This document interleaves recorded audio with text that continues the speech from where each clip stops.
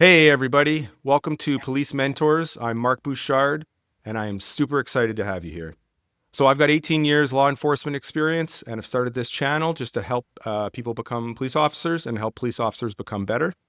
So, today we are so fortunate. We have Matt Domyancic joining us as a guest.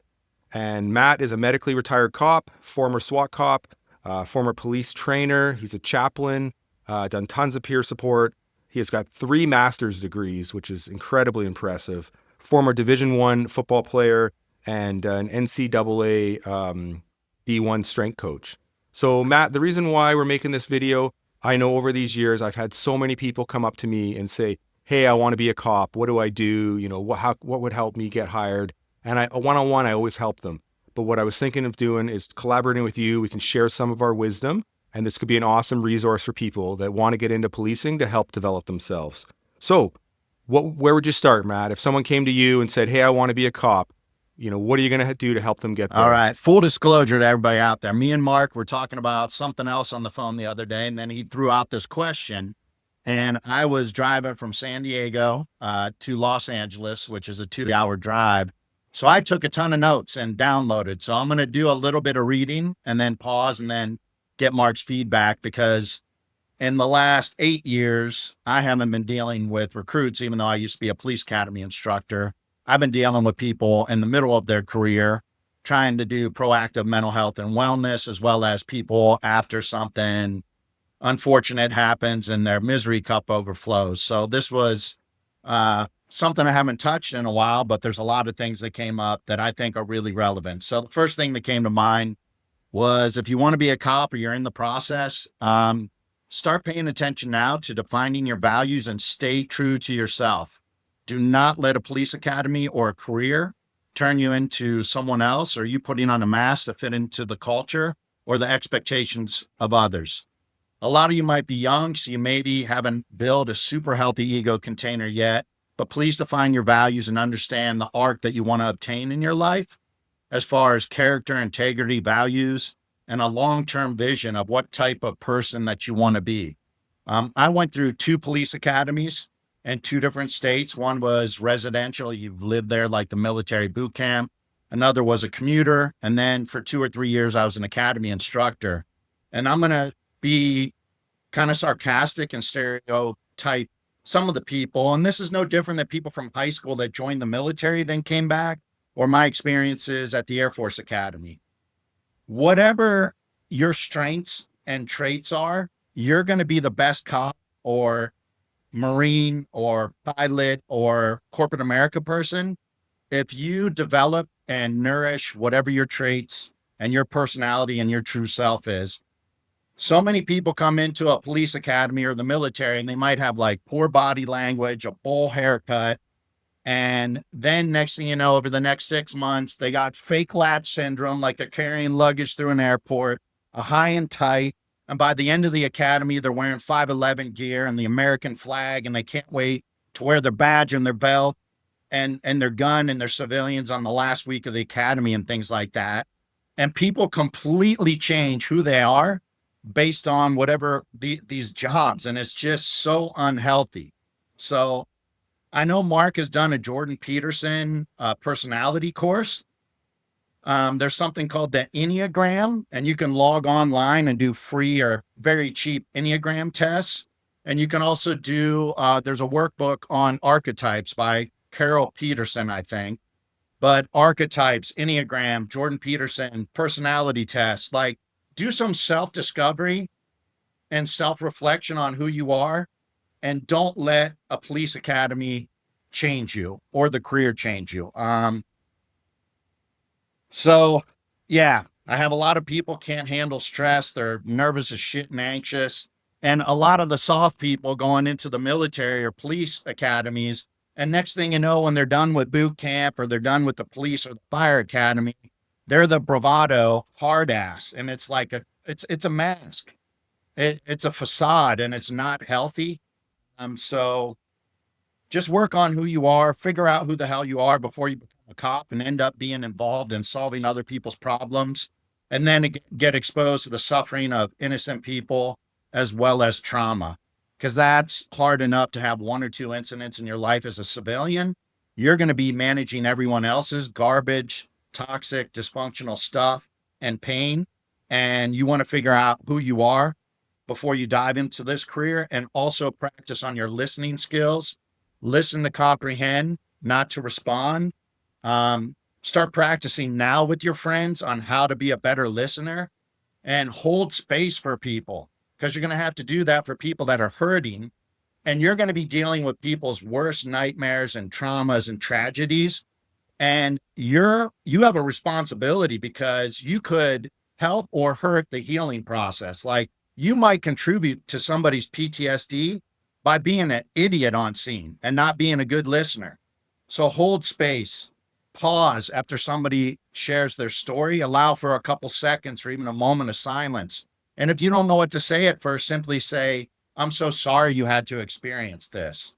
So those are some of the first things that came to mind, Mark, is don't be a know-it-all. You haven't experienced the plethora of human experiences that are out there. And everybody has an individual reaction to different types of traumas. So we can only know others as deeply as we know ourselves. And before you become a cop, start diving into your own work. And later on, I'll talk a little more about adverse childhood experiences. This is a whole other topic, and it gets tricky because of therapy, because it's so stigmatized and it could hurt you if you're not hired yet. But man, I guess since I'm flowing, if your parents got divorced, if you were abused, if you were bullied, if you've had any trauma in your life and you haven't dealt with it before you become a cop, it's going to increase your chances of PTSD, addiction, suicidal ideation, because those unconscious wounds are going to get scratched on all these calls you're going to, whether you recognize it or not. So you got to define who you are, do a self-assessment also of what hurts and pains, and what did my mom and dad not do for me, that I got lessons to learn and I got wounds to heal. And again, it gets tricky, Mark, because I would love people to go to therapy, but it's expensive. It's hard to find a good therapist. And also, if you're in the process and you have to admit you're in therapy, then it may make it so you don't get hired. But you got to find a way to work on your wounds before you go deal with everyone else's. And I'll stop there, let you give some feedback. Yeah, well, I'll throw a few things out. Thanks, Matt. The first thing is, if any department is not hiring someone because they're going to therapy, that department needs to rework their hiring process. We should want people that are actively working on their own psychology, not the "I'm fine, I'm always going to be fine, I don't need this." So that's the first one, is culturally, that needs to change. If that is still happening, and you are probably right, then those departments are behind the times. That's time for that to change. The other thing I'll say is, those experiences, as you heal from them, your previous traumas, that becomes a resilience for you. That is your protective factor. If you're going to go deal with hardship as a cop, the more you can deal with the pain and the trauma you've gone through in the past, the better you'll be able to go through the future ones. Whereas it's almost like rehabbing an injury. If you do a great job rehabbing, it can become a strength for you. But if you come into your game injured, you're more likely to come out really injured, even more hurt. And the other thing I want to touch on, just when you said, know who you are, know your values, understand who you are. And Matt and I, we are both big believers of books and reading, and they've helped us tremendously. And I got a whole bunch of books, but one of them here is Emotional Survival for Law Enforcement. This book has sold countless copies. You should get this in your police training class. Every force should issue this. Not only that, they should actually take the key concepts and put it into your training. Unfortunately, that's not happening in most agencies at this point, but that's where I hope we can get to one day. So I get we're only going to have about an hour today. So there's only so much we can teach you, but follow up and read that book. And honestly, I'm going to have a YouTube summary on it on this channel. So if you want to find it, you can go find it in the playlist. So Matt, from there, once we've established kind of that values and who you are as a person, right? Working on yourself, introspection, working on some of the things that you've gone through before wanting to join policing. what's the next piece of advice you would leave with someone? We're going to just get a little bit into fitness here, and there's not a one size fits all. It's going to be different for everyone. But when I was a police academy instructor, and times may have changed even for the worse from what I hear, that our generations are getting less and less fit. But back in the day, it took 6 months to a year to get hired. Background checks were, I think, more stringent. And yet people would show up to the police academy, and I was in charge of fitness and could barely do like push-ups or a dynamic warm-up, and people were pulling muscles. And it's like, you just signed up for a job that somebody might want to hurt or kill you, and you didn't work out during that 6 months to a year. So start working on your fitness, write down some short-term goals, and get your butt to the gym and the dojo. And these are two separate but related things. So if your academy has PT standards and you can figure out what they are, even if they're not sports specific or relevant, because often they're not, they could be pretty silly and not relevant to what you do on the job. But whatever test you got to pass in the academy, find out and start working on it now. So when you go to the academy, you know that you can pass it with ease, and then you're confident. You don't deal with that anxiety or stress at all. Like college football, high school football, I didn't like running. I loved lifting. And if they had 16 110s or you're going to run this many suicides, like I wouldn't do it until a couple weeks before football camp. And it's like, you idiot, like check the box. If you know you have an exam coming up, make sure you can pass it with flying colors so you don't have to deal with that stress and anxiety.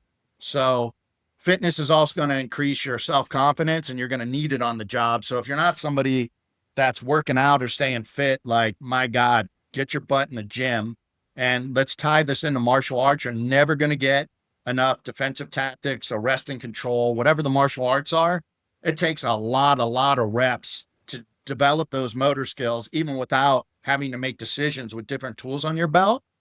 So think about this. If you're doing, and I don't believe that it's only just jujitsu is the only thing for cops, because what if you don't have jujitsu close to you? You can't afford it, but you have judo, wrestling, MMA, Krav Maga, Muay Thai, boxing. Any combative sport is going to get you sport-specific conditioning and also get used to physical contact. Because if you haven't been tackled or punched in the face, you don't want it to be the first time on the street or even in the academy. So, hey, if you can do judo, jiu-jitsu, Krav Maga, Muay Thai, wrestling, or even boxing, even though boxing may not be the most appropriate thing on the street, you're going to get in wicked good condition. You're going to build up self-confidence, and you're going to get psychologically prepared for, physical contact and violence. So I think that's where, when it comes to fitness, those are the two things.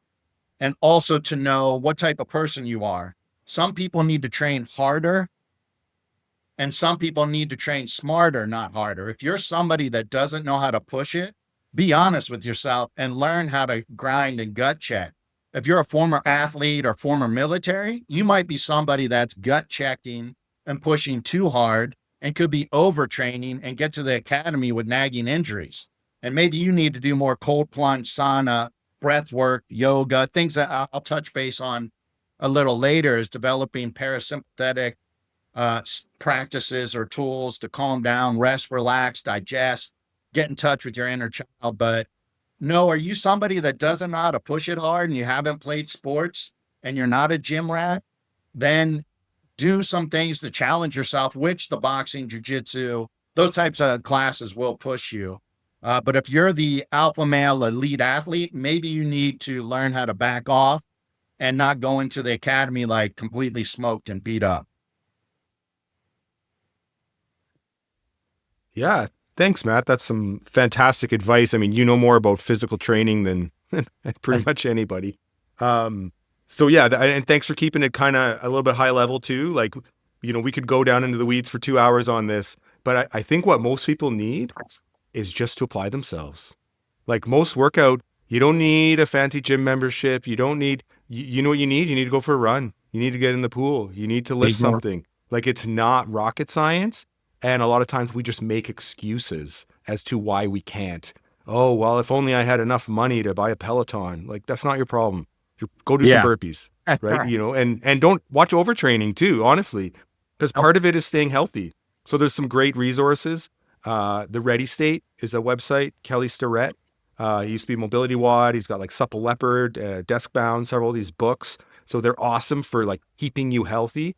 And another good resource that I have found helped me is Knees Over Toes, which again just changes a little bit of how I train. And now I train a little bit more functional, right? It used to be always needing to lift heavy. And don't get me wrong, I love when I get to lift heavy. I love when I got to do sprints and run. But the problem is some of that can break your body down if you're not smart and careful, right? It's just reality. So that really helped me.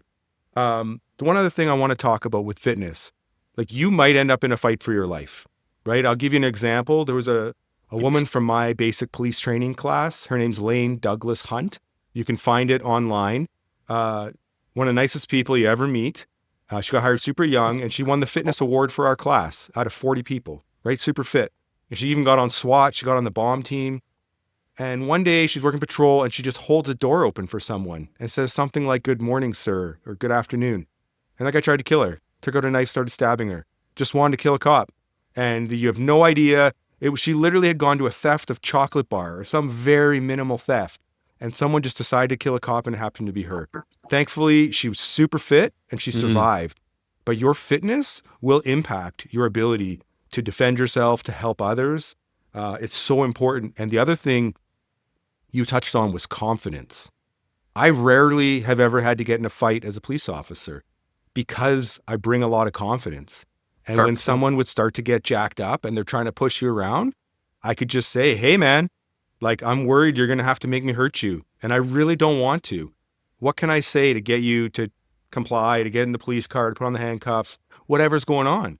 And honestly, it changed the dynamic because so much of our communication is happening on a subconscious level. And when they look at you and they go, "Oh, you're not messing around.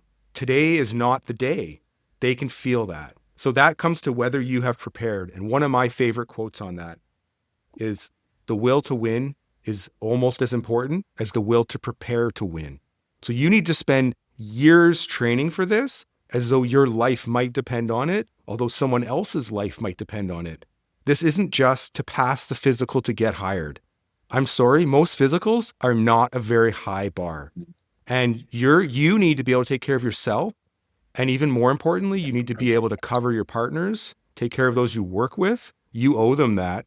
And the community. You need to be able to do your job to help the community. That's why we have physical standards. So, and set a higher bar for yourself. And wherever you're at right now, that's okay. Just work on making it better. It doesn't matter. I've had people, they come want to get on like ERT or SWAT, and I'll say, "Go run a mile and a half, come back and tell me your time." And they start out at 16 minutes, at 14 minutes, at really high times. That's okay. They can still get better. You just need a starting point. Whenever they come tell me what their time was, they'd be embarrassed or something. I'm like, "That's all right, man. Let's work on it." And you'd be amazed at how much you can improve from there. So you talked a little bit about activating the parasympathetic nervous system.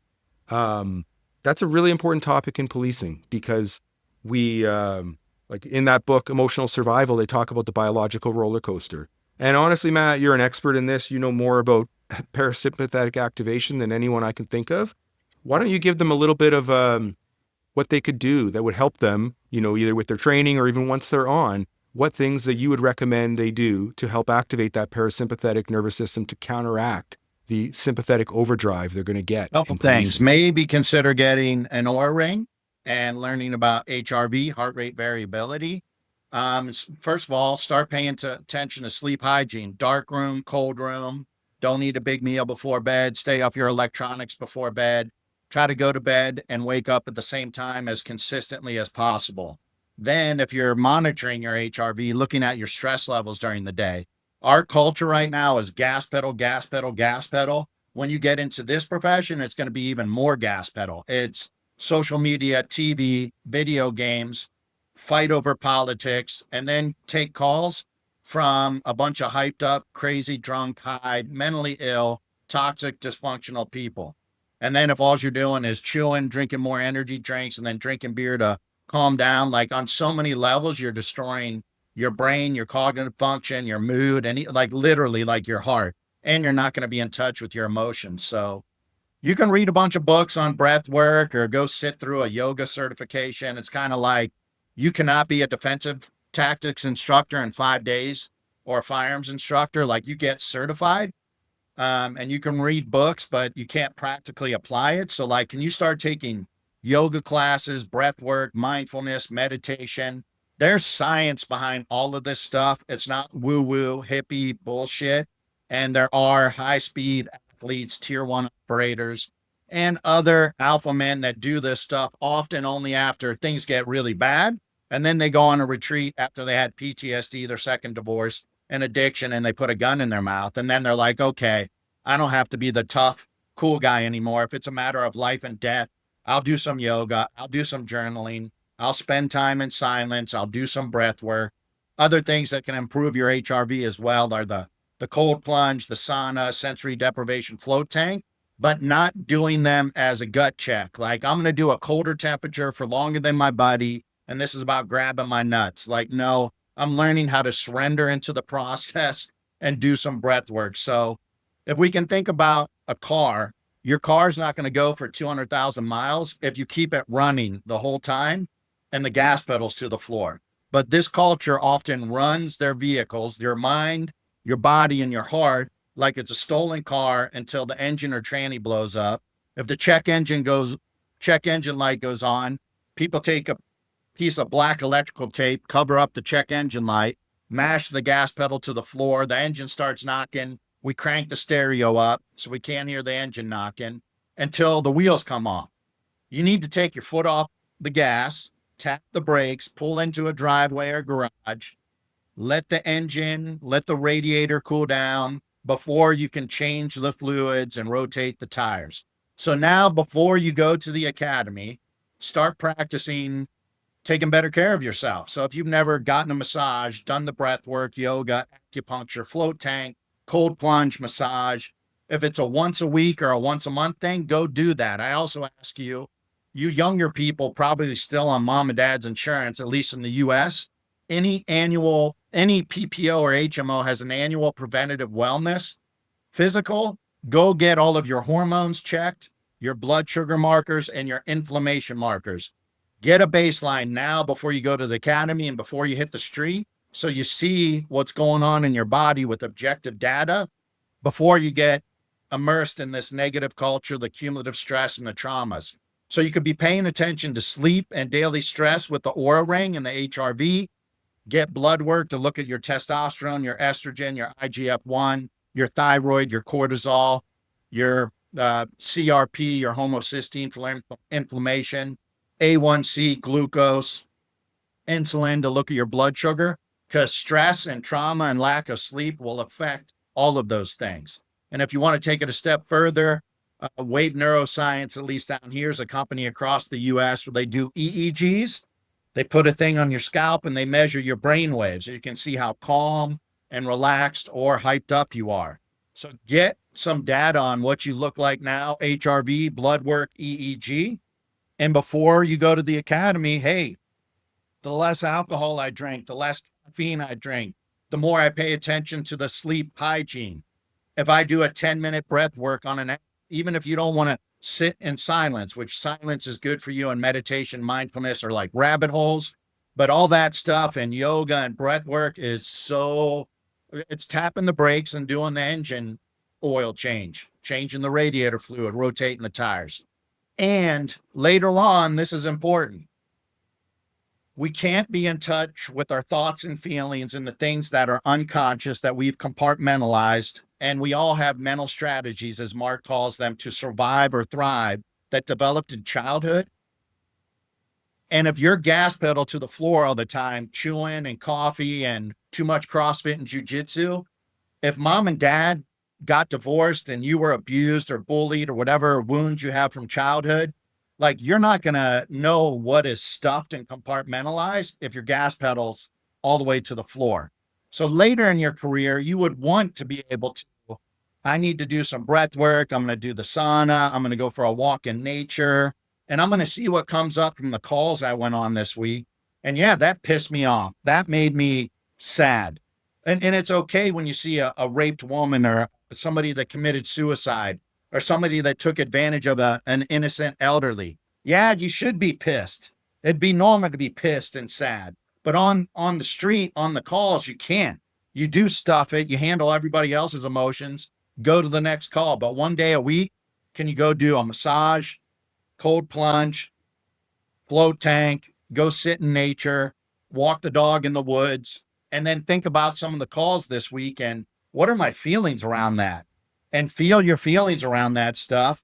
And you can't feel your feelings or deal with unconscious things that you're not going to have awareness unless you train the parasympathetic nervous system.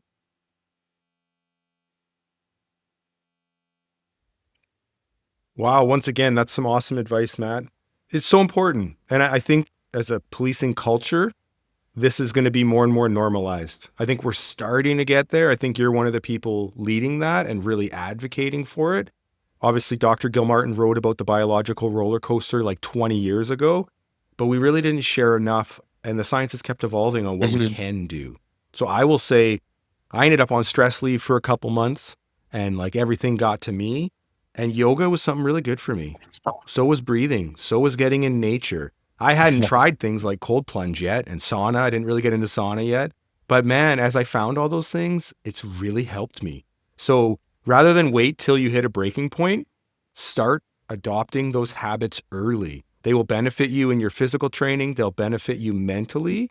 They're all great advice. The way I like to think of it is you're like regaining control of your body, right? That's what you're doing with your breath work. You want to get super tactical? You want to be a sniper? Guess what you're going to learn to do?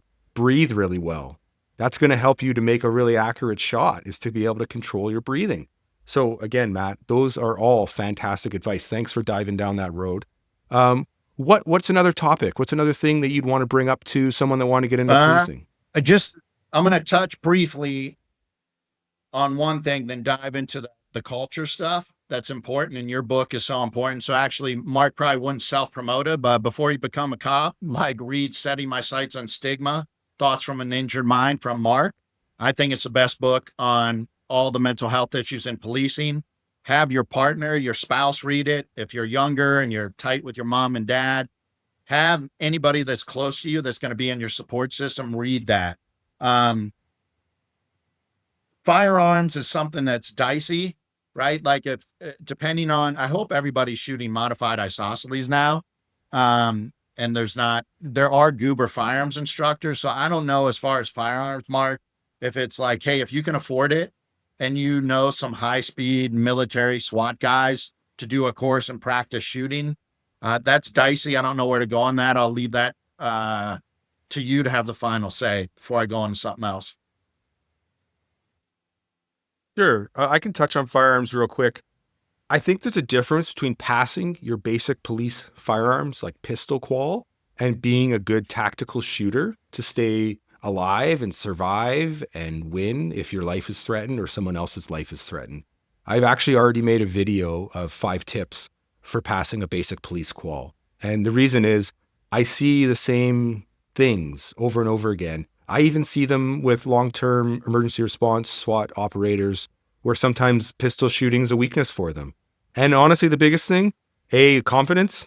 It's I'm going to fail, I suck. It's the self-talk, right? It's in your head. The guys who show up thinking I'm going to fail, guess what they do? They fail, right? You got to, we've done days where we literally are working on our own self-talk around shooting.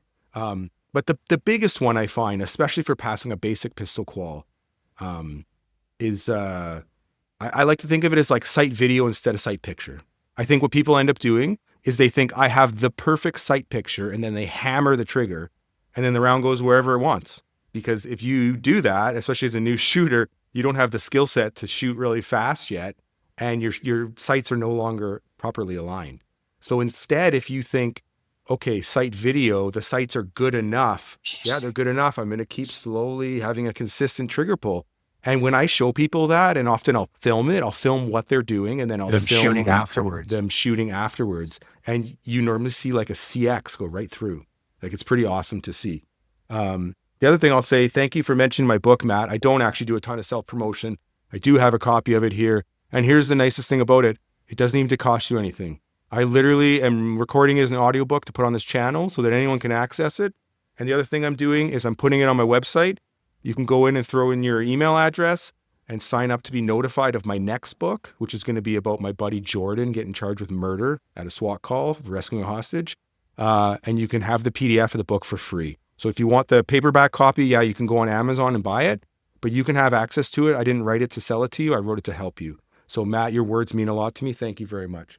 So yeah, that's a little bit of what I would say regarding firearms. Where All else right. would you like to And go with this, Matt? What else do you one think can help final people? comment: firearms, fitness, and fighting, whatever you want to call it. You're never going to get enough from your agency. So going into this profession, don't have the victim mindset and I'm only going to train unless I get paid overtime. You're going to have to devote time to the gym, to the dojo, and learn some kind of tactical firearms, especially if they're just doing quals at your department. You're going to have to invest money possibly in ammo and going to courses to keep yourself, responsible and have a life insurance policy for you, your partners, and the community, and going home to your family. Diving into culture, you're going to enter a culture that might be super negative depending on what agency or what station you end up at. And we know the statistics for mental health issues, substance abuse, divorce, suicide, ideation. It's pretty crappy.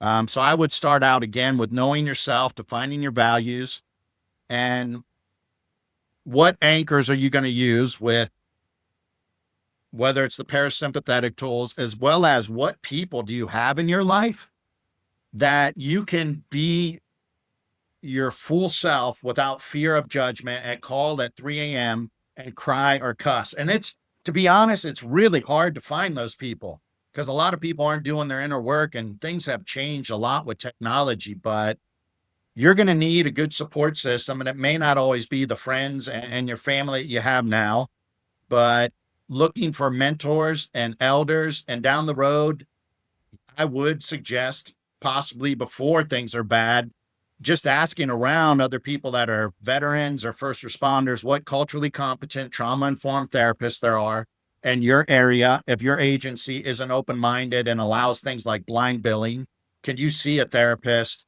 I'm just saying, looking ahead, so you have an objective person, if you don't have that in your life right now, where you can go share and dump and get things off your chest. So this can be a pretty negative culture, and you're going to need a good support system. You're going to need to know what your values are.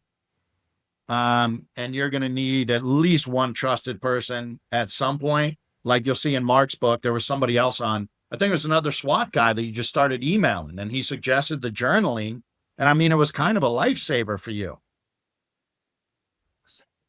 Yeah, it was Sanjay. It was huge. And even as you were talking, buddy, you talked about being yourself and having no filter.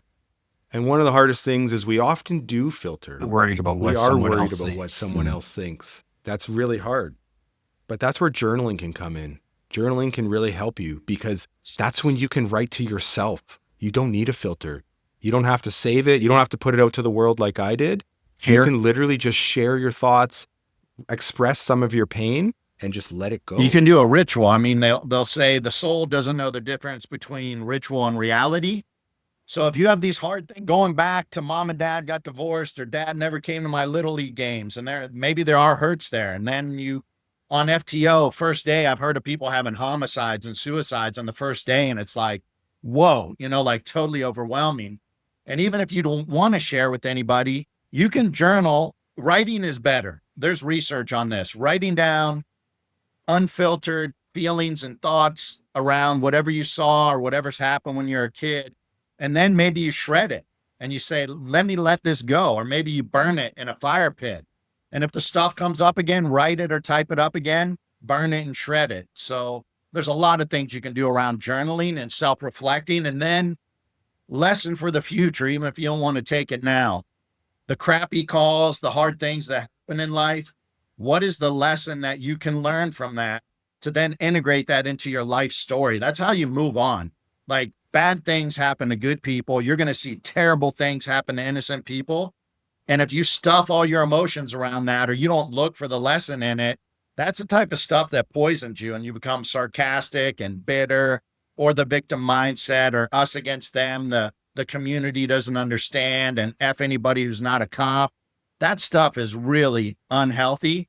And that stuff leads to the addictions with the chew, energy drinks, caffeine, alcohol, drugs, porn, gambling, video games.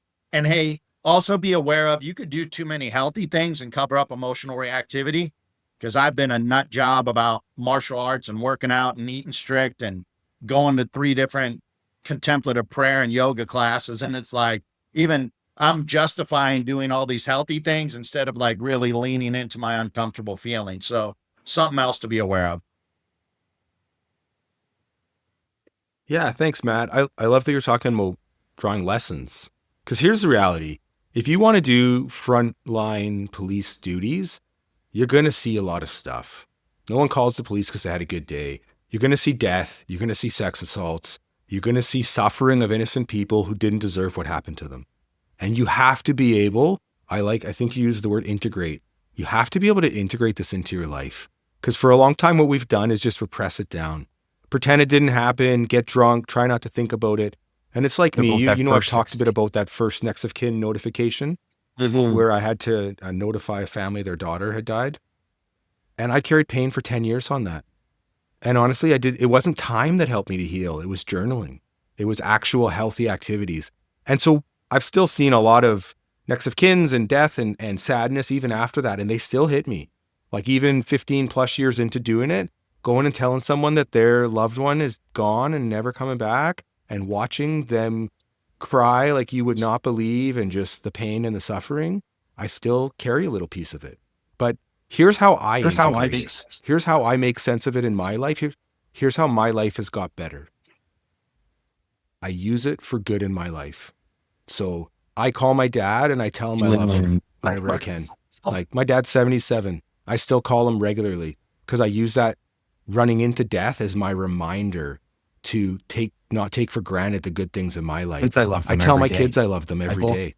Again, that's why, right? It's because I'm taking the hardship I see and making it have some good in my life. So that's my hope, is that whoever's out there listening, that you can find a way to integrate what you go through and find some sort of lesson, make some sort of good out of it in your world. So the next thing I would love to ask you, Matt, is a little bit about like communication and people skills. I think being a cop, especially frontline cop, communication is so crucial. How you deal with people, how you interact, how you talk to them, your nonverbal, your body language, even whether you get in a fight or not. Part of that's how you interact with them. So what advice could you give a police applicant on how to interact with people, how to talk to people, how to listen? You've talked about listening. How do you listen? Like, tell me what you would tell them. You know, that's a good question. I learned how to be a good listener through different friendship with actually one of my best friends is a feminist theologian, psychotherapist with degrees from Princeton, Yale, Vanderbilt. But when we were in our early 20s, man, she would tell me, stop trying to fix me, time out, read this book, and give me like psychology books. And also, just be patient with me and let me know that she didn't want me to give feedback and try to fix her when she was sharing things. And any of the books that she suggested, I dove into. I started something that most people haven't heard of, spiritual direction. Faith's been a really important part of my life. And I would find priests that were also trained mental health professionals. And this was before I was even a cop.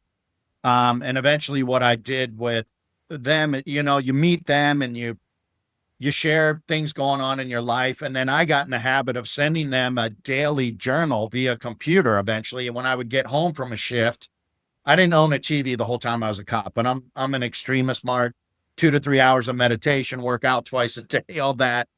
But I did a lot of the journaling that you're talking about to my spiritual directors around the things that happened at work. Like, I can't see where, for me, God shows up in this. It's so confusing. But being a good listener, I learned by having people that were good listeners for me. And that's why I think being in therapy, being in spiritual direction, being in different types of support groups or different communities, having mentors and elders that allow you to experience what it's like to be seen, heard, understood, not judged, and not somebody jumping in to fix you and give you advice, whether that's they're doing vegan, carnivore, keto, CrossFit, powerlifting, bodybuilding, jujitsu is the only way. Like, spending time with people that hold space and are a good listener for you, I think that experience allows you to then recognize what it's like and maybe that start practicing with your friends to listen, to understand, not listen to respond. Yeah, it's just practicing in our own relationships. Yeah, listening. Yeah, listening's huge. And honestly, a lot of cops are not good listeners. Like, I see it. We go out to interview someone and we say, were they 5'10"? Were they Caucasian? You're not Like, you're not even asking open-ended Yeah. questions. Hey, Matt, if you could try and mute when I'm talking, I'm getting a bit of feedback just to give you a heads up. So yeah, anyways, I've seen some cops who are not good listeners, and it's such a crucial skill. Like, you want to get good at interviewing, you want to get a confession, you want to build rapport where, you're trying to develop a source. All those things take good listening, right? And just being a good investigator is that ability to have some silence. You just don't say anything, and guess what? They'll keep talking. They'll tell you more. The best part of communication is just that ability to listen. Some really good books that can help with that. One is Dale Carnegie. What is it? How to Win Friends and Influence People. Just an awesome book. If you have good people skills, you will be a better cop. There's another book I came across. It was called Time to Think. I read this a long time ago. But really, whenever I'm like about to talk over someone, I can't wait to finish their sentence for them. The biggest thing I took away from that one is just learning to give someone space. Let them talk. You got 2 ears and 1 mouth, like kind of trying to remember that. And that will help you to have better people skills. And that'll help you to gain compliance. At the end of the day, you want to be able to talk someone into the car. You want to be able to talk someone in the jail cell. If you can win a fight by not fighting, that's the best case scenario, right? So, and having good communication skills is a key to that. So Matt, one of the things I love when I chat with you is you and I both have a love of books. We both read a lot, and books have really helped me. And they also help me with getting into things like emergency response, but they help me with just getting into policing and becoming a better person, honestly. So I would love for you to share some books that you think that you obviously you've already mentioned mine. I'm not asking you to say mine again, but what else would you recommend for people to read? What will be a good reading list? If you could list a top, I don't know, 3 to 5 books, what would you tell people to read? Ooh, that gets interesting, because we're talking primarily about younger people. Primarily, I'm thinking, going into this profession. 2 more things I wanted to drop real quick. As far as listening and communication, do you guys have Toastmasters in Canada? Yeah. All right, sign up for Toastmasters, get over your fear of public speaking and getting feedback from people. That's something you can do. And also, my mom made me do a ton of volunteer work when I was young. And if you can do volunteer work around like nursing homes or feeding the poor and things like that, you're learning how to hold space and be a good listener around people that are suffering or aging and grieving. So you could be doing things to learn how to be a good listener through volunteer work, as well as Toastmasters. Jump into books. I will say, in addition to Mark's book, Kevin Gilmartin's book, speaking specifically to law enforcement, before I was a cop, even, those are longer stories, I dove into reading Dave Grossman's books. Back then, I think it was only On Killing. I don't know when On Combat came out, but read those books. Okay, there we go. And even if you're somebody that's not a reader, then get a bunch of podcasts or free YouTubes of Lieutenant Colonel Dave Grossman. Start listening to his stuff. Tony Blauer, the Spear System. I think he even has online free stuff for first responders. And maybe if you're in the pipeline, reach out to him, ask about that. Drop my name, Math Domyancic, that I sent you to get his free first responder online program. He teaches about the psychology and physiology of a sudden violent encounter. Most police academies are not teaching you about that. So having an understanding of that before you go in, as well as the fear loop, the things that happen when you're stressed out and how you can make better decisions under stress. So yeah, Mark's book, Gilmartin's book, Grossman's 2 books, and if you only had to do one, Mark, would you say On Combat for the younger people that? For me, I would recommend On Killing. And honestly, like, I look at my organization, and when you go through reintegration, so often that would be like after a shooting, but not only. It also can now be, you're on extended leave, pat leave, leave without pay, lots of other reasons. They give you Gilmartin's book, and they give you On Combat. But personally, on killing was more impactful to me because I had so much trauma around almost needing to shoot people and how badly I didn't want to. And that book helped me more. I mean, On Combat helped me a lot as well, but those are awesome. And then you mentioned, obviously, Grossman's the author of that. I was fortunate enough to sit do a down with him one-on-one and do a talk with one-on-one talk with him. So if you just plug in lethal force psychology into YouTube, it's one of the top things that come up. It's not even on my channel. It's just anytime you get a chance to learn from someone like Dave Grossman, it's a great opportunity. The knowledge. wealth of knowledge, the #1 expert on lethal force psychology. So you can check out that. And Tony Blauer, when I started as a police volunteer in 2005, I just took for granted that guys like Blauer and Grossman were experts everyone knew about and followed and listened to because our trainers were telling us about them back then. And unfortunately, that isn't the case, but it should be because both of them have just a ton of knowledge to share. And yeah, for these they would be deeper reads for younger people. So I'll just throw out 2 authors because you want to do this journey of self-discovery. And even if you're not quite ready to understand some of the broader and deeper things, I would look at possibly reading a book by James Hollis, and he's going to have a ton of them.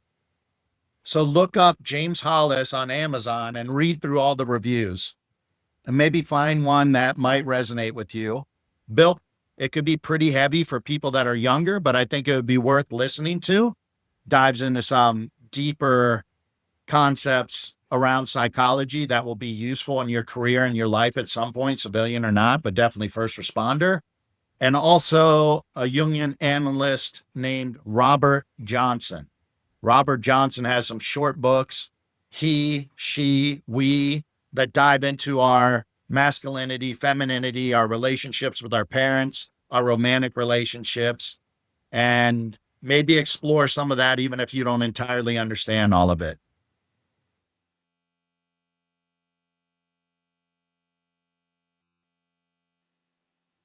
Yeah, awesome. Thanks, Matt. What was the name of the James Hollis book? He's got It's, so many, and a lot will be for a geared sec more there. Can you towards say that one middle again? life. So I said, just look through all the reviews and see if one resonates with you. Because here's the thing that I'd like to share in my experience. If you go to combat or you're a cop or a firefighter, you might be, 25, 30 years old, but you've seen more stuff than your parents will at 70 or 80. So you're getting an invitation to grow psychologically, emotionally, and spiritually more than the civilian. And so the cop that does his life right says, man, I'm a better person. I'm more empathetic. I'm more compassionate. I have more wisdom because of all of this pain and suffering I've seen. And I can connect with other human beings on a deeper level versus the guy that's drinking and banging and riding hard and fast and working overtime. He or she didn't know what to do with all that stuff, unfortunately. So try to figure out what to do with the pain and the suffering before too much of it, collects.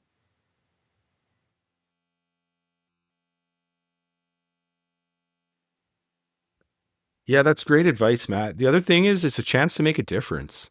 Like we all want meaning and purpose and belonging and connection in our lives. It's what helped to make us healthy, self-fulfilled, happy people. And you want to make a difference in the world? Go be a cop.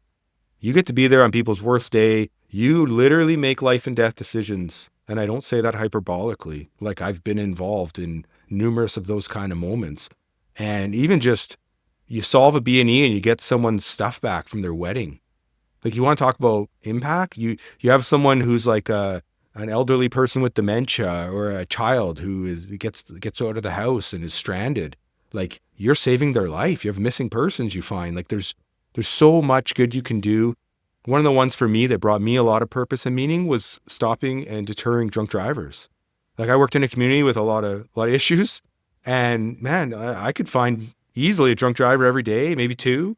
And I would go out, and you can't do it from what I hear down in the US, but I would go out and do roadblocks and I'd make it my goal to find 200 sober drivers a night. Never made it. Always found a drunk driver. Like before, I would never get to 200 people. And I wasn't worried about, your headlights out and all that. I didn't care. I'm here to help save lives. And it brought me a lot of meaning because I've seen the sadness. My squad took a call of a very young girl who died from a drunk driver, like child.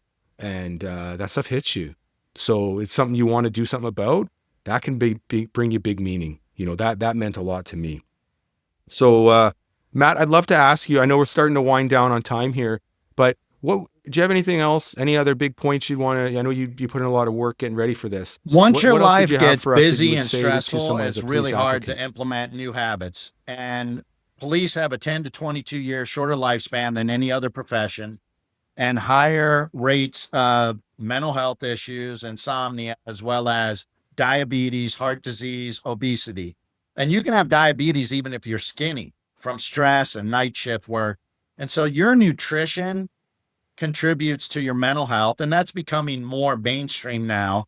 But a lot of doctors will not understand this. And eating processed food and eating sugars is terrible for your heart, your mood, your cognitive function. And you want to leverage everything possible. So nutrition, sleep, the right amount of exercise, sunlight, the breath work, the parasympathetic practices, and start doing this stuff now before, if you can, before you become a cop. So it's already a habit, and you're not trying to learn things in the academy and then learn things during FTO. And then, oh, now I want to try to meditate or do yoga or journal or try to work out more, try to take a martial art. Like, do these things now when your life is a lot easier,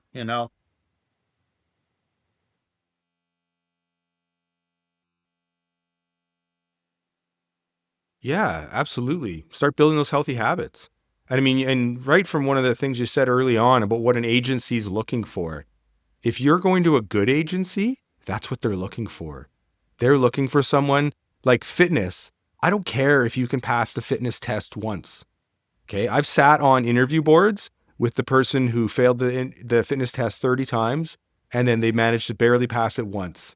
And my answer is like, give this person a couple years of night shifts and their unhealthy lifestyle, they won't be anywhere near passing it.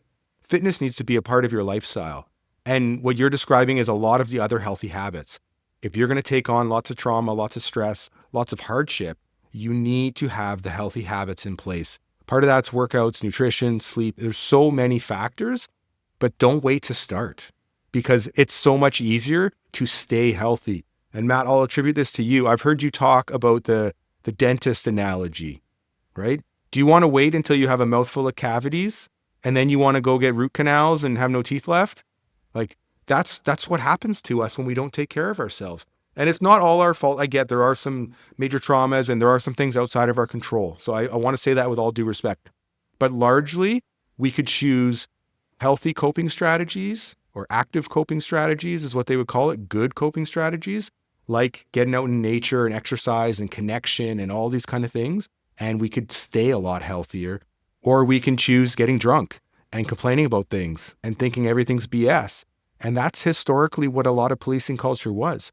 And I can say when I started as a cop, we used to go after night shift to have beers in a parking lot because that's what we thought we were supposed to do because that was the history of the profession. And I've talked to some cops who they got trained, way back when, like we're talking 80s, 70s. Some of them would be drinking on the job. Like their field trainers would try and make them drink on the job. And really what it was, you probably had traumatized cops with no ability to cope. And that was all they knew, who they become alcoholics. It's all they can do to stay on the job. And then they're passing that on to the next generation. Part of my goal with this show and this YouTube channel is to pass on a better way, right? There are good ways. And what I want to do is bring on experts like you. I'm so lucky to have this network, this friend group, this support group that has all these awesome people with so much wisdom. I want to bring you guys on and I want to share this kind of stuff. I want to engage in bigger discussions to try and help mentor the next generation. Matt, I know you've been really big on mentors. You've talked to me a lot about that. I've always, how much they've impacted you. And I think you've now hit the point where you have so much to share with other people. So thank you very much for coming on and being willing to share that wisdom. For anyone listening to this, I can't say enough good stuff about Matt. Like the good he tries to bring to the world, the difference he tries to make.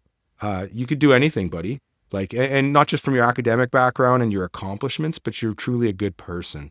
And at the end of the day, that's what we need in policing. We need people who are good people, who want to help, who want to make a difference. They want to make positive change in their community. They want to solve problems. That's what you've done, Matt, and that's what you're now passing on to the next generation. So Before we end this for today, I'd like to just throw it back over to you, Matt. Where can people find you? How can they support what you're You can doing? find more Just tell about us a me little on bit about what you're up to. tacticalchaplain.com. The website's tacticalchaplain.com, and I have more of my background, all the interviews I've done on podcasts, media I've been in, explanations of retreats, workshops, pujitsu, peer support, where my heart is. And if this is people that are just becoming cops, not for you, but if you know any businesses, organizations that want to support a nonprofit, I do everything for free, including the retreats, the workshops, spending time with cops, firefighters, and veterans. On Instagram, at Thin Blue Line Spirituality, at Thin Blue Line Spirituality. I'm also on Instagram, the Tactical Chaplain, but I don't post as much there. I'm not a huge social media guy. I'm probably on Facebook, but I never log on my Instagram post to Facebook. So don't reach out to me on Facebook. I'll never see it. Also on LinkedIn. I'm on LinkedIn, Matt Domyancic, Domyancic. So reach out on LinkedIn, Instagram, or through the Tactical Chaplain website, and happy to help anyone or any organization.